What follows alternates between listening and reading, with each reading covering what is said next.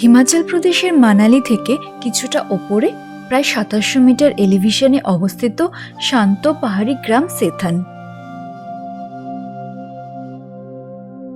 উচ্চতার কারণে শীতকালে পুরো এলাকা মোটা বরফের চাদরে ঢেকে যায়। এখান থেকে পরিষ্কার আকাশে দেখা যায় বিস্তীর্ণ পীরপাঞ্জাল রেঞ্জের বরফ ঢাকা শৃঙ্গ আর দূরে ধীরে ধীরে উঠে আসা ধওলাধার রেঞ্জ পাহাড় শ্রেণী। চারিদিকে খোলা ভিউ, পাইন বন আর তুষারাচ্ছন্ন ঢাল। এরকম একটি জায়গা থেকে হিমালয়ের প্রকৃত সৌন্দর্যটা সবচেয়ে ভালোভাবে অনুভব করা যায়।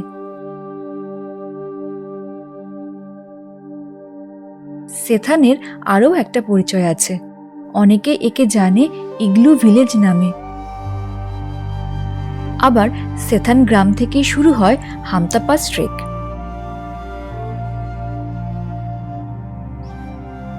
সব মিলিয়ে সেথান এক অনন্য অ্যাডভেঞ্চার।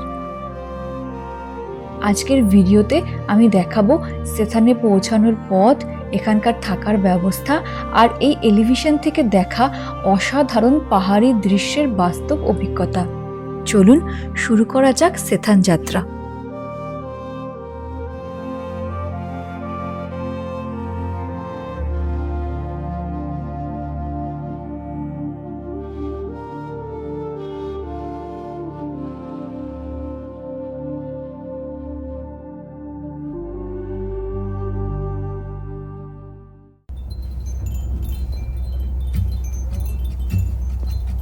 সেথান যাওয়ার জন্য প্রথমেই আপনাকে পৌঁছাতে হবে মানালি। ঋষিকেশ থেকে ওভারনাইট ভলভো বাস করে খুব সহজেই মানালি পৌঁছে যাওয়া যায়। দিল্লি ও চণ্ডীগড় থেকেও প্রচুর বাসের অপশনস আছে।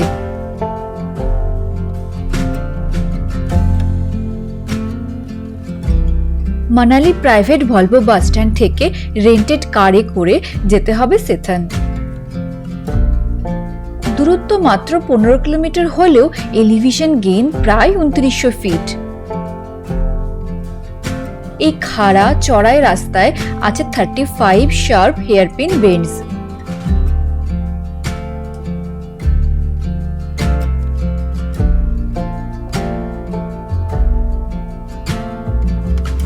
রাস্তার কন্ডিশনও একদম ভালো নয়, তার উপর স্নোয়ের জন্য অনলি 4x4 গাড়ি অ্যালাউড। আমায় পিক আপ করতে হোটেল থেকেই গাড়ি পাঠিয়েছিল and it costed me 2000 rupees.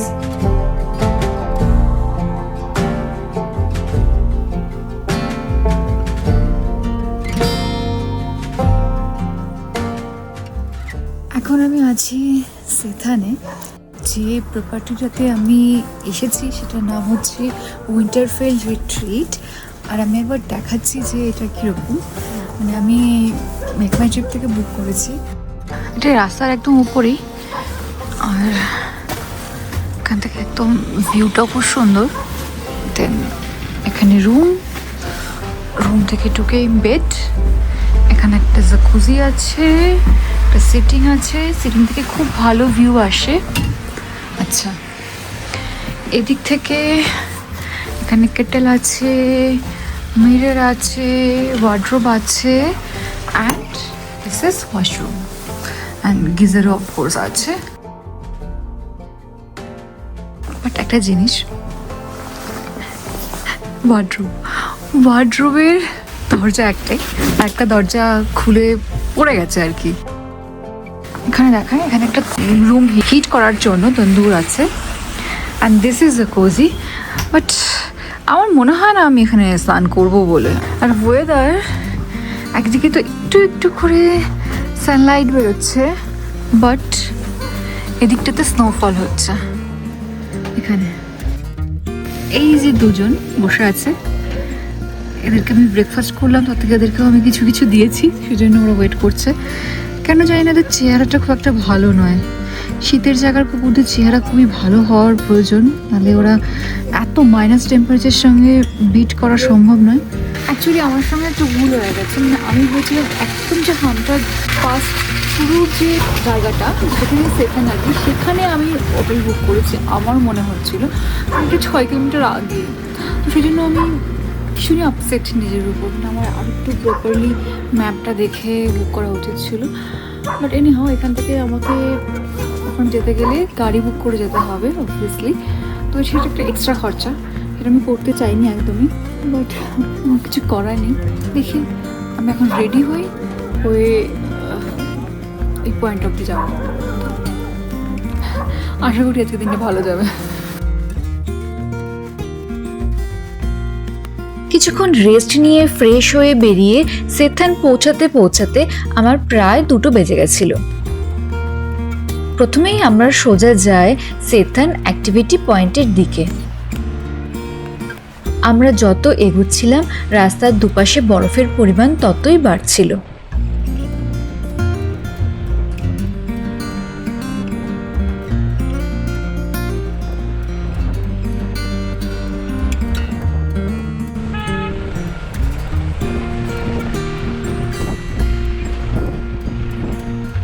এখন আমরা এসেছি সেথানের অ্যাক্টিভিটি পয়েন্টে। এখানে ইগলুগুলো বানানো হয়েছে, প্রচুর বরফ, মাঝে মাঝে কিছু স্টল আছে খাবারের, সেখানে একজন খাচ্ছে। বাট ক্রাউডেড জায়গাটা, স্নো চারিদিকে।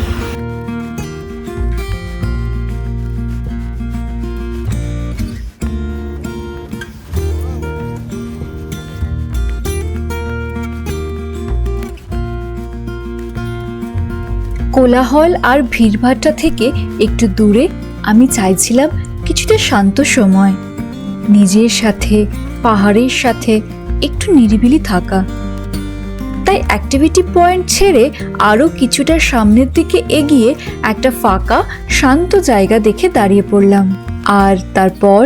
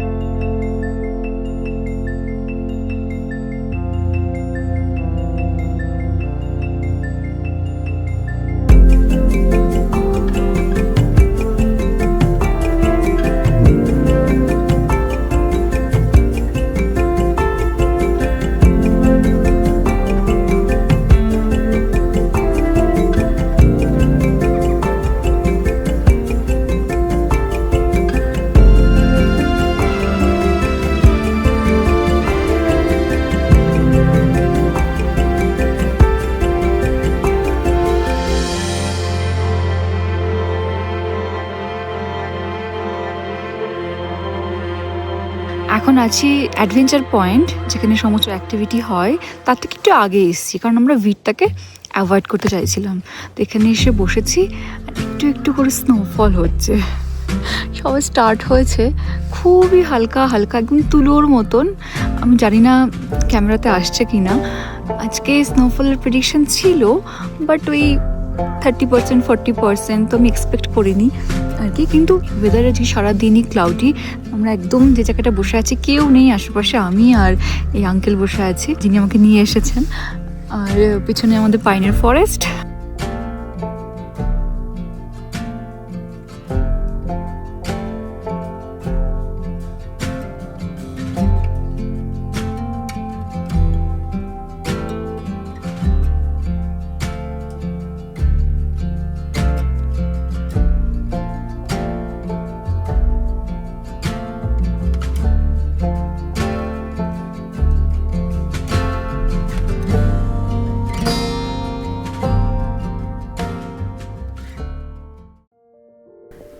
আধা ঘন্টা চলার পর স্নোফল বন্ধ হয়ে যায় আর আমিও চলে আসি সেথানের ভিলেজ ক্যাফেতে।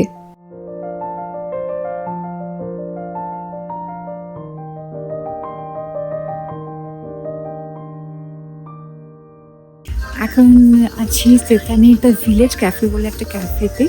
তো এখানে একটু কফি একটু স্ন্যাক্স খাবো, দেন আমরা যাবো হচ্ছে আমাদের হোটেলের দিকে।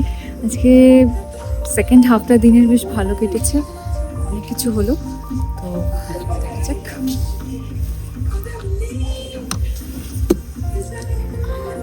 কফি চলে এসেছে, লেটস এনজয়। আমি সেথানের তবে প্রেমে পড়েছিলাম যবে ওকে ফার্স্ট দেখি, মানে হামতা বাসে এসে। তো তখন আমি ঠিক করেছিলাম যে শীতকালে আমি একবার দেখবো, স্নোয়ে আমি একবার সেথানকে দেখবো। তো ভীষণ ভীষণ হ্যাপি যে আমি আসতে পেরেছি উইন্টারে। আর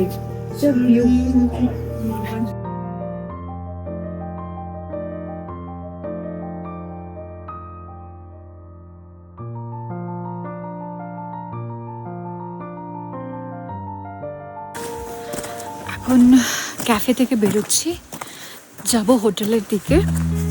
and this is Sethan village. It's a tiny village. সব মিলিয়ে 10-12টা ঘর হবে, অ্যান্ড কিছু ক্যাফে আর কি হোমস্টেজ আছে। আর এখন অবশ্যই কিছু ইগলুজও আছে। কালকে ওয়েদার ঠিক থাকলে, সব ঠিকঠাক থাকলে আরেকবার আসবো, আর একটু ভালো করে এক্সপ্লোর করবো। So this is Sethan.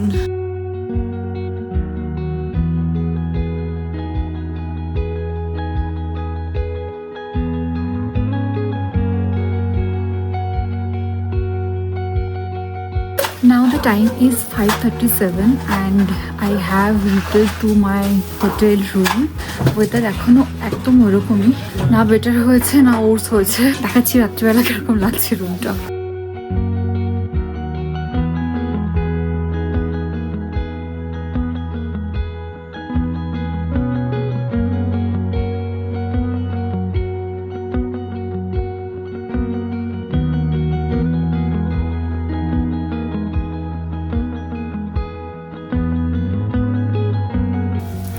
এই যে তন্দুর, এটাকে এখন জ্বালানো হচ্ছে।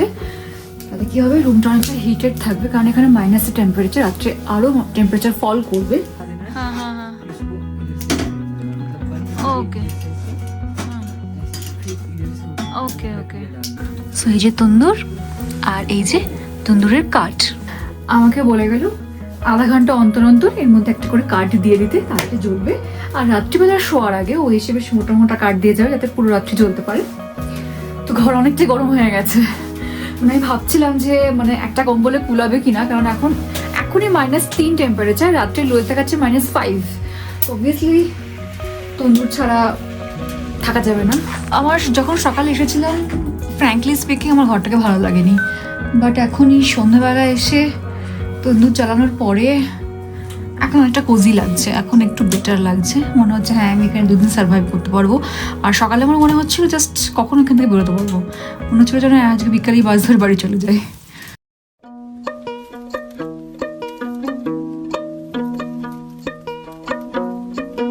ধীরে ধীরে রাত নেমে এলো পাহাড়ের ওপর। বাইরে মানালি মল রোডের ভিউ, আর তার সাথে এরকম সিম্পল ডিনার। এই মুহূর্তটাই যেন পুরো দিনের ক্লান্তি মুছে দেয়। আজকের ভিডিওটা এখানেই শেষ করছি। আগামীকালের জন্য অপেক্ষা করছে নতুন অ্যাডভেঞ্চার। হোটেল ডিটেলস আর সমস্ত খরচের হিসেব থাকছে ডেসক্রিপশন বক্সে। ফিরছি আমার দ্বিতীয় দিনের গল্প নিয়ে খুব শিগগিরই। Till then, tata, take care and stay safe.